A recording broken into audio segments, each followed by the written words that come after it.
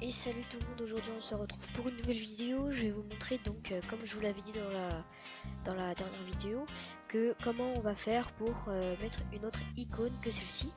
Donc si je regarde bien, vous voyez c'est ces petits engrenages, et donc moi je veux l'enlever. Je veux mettre par exemple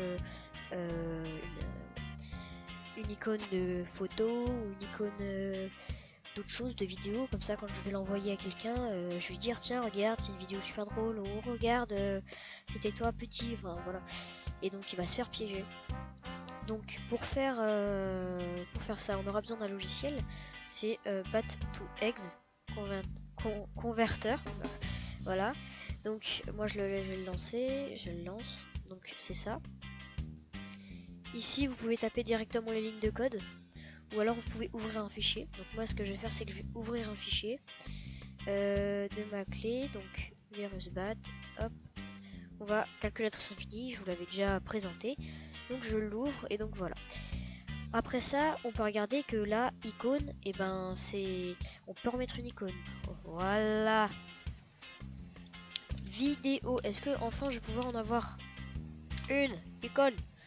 Moi là il y en a plein de ressemblantes, du coup moi je vais prendre, je sais pas, prenez ce que vous voulez. Moi je vais prendre, je sais pas, juste pour l'exemple, celle-ci, voilà.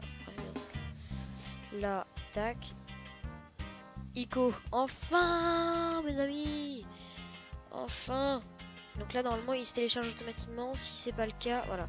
Donc là vous faites enregistrer sous. Donc voilà, ici. Maintenant on retourne sur le logiciel. Hop, vous cherchez et là on peut voir l'icône qui est ici. Donc celle-ci c'est une autre icône que j'ai cherchée, et bon bref voilà, elle marchait pas, donc celle-ci elle marche bien. Je vous mettrai le lien de ce site en description.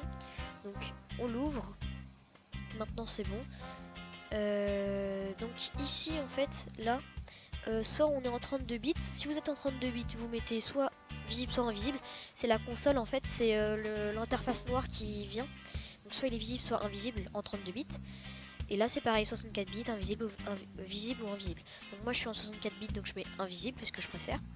Et donc là si vous savez pas, au fait, si vous savez pas si c'est 34 bits, enfin si c'est 32 bits ou 64, vous faites propriété, et là du coup système d'exploitation 64 bits.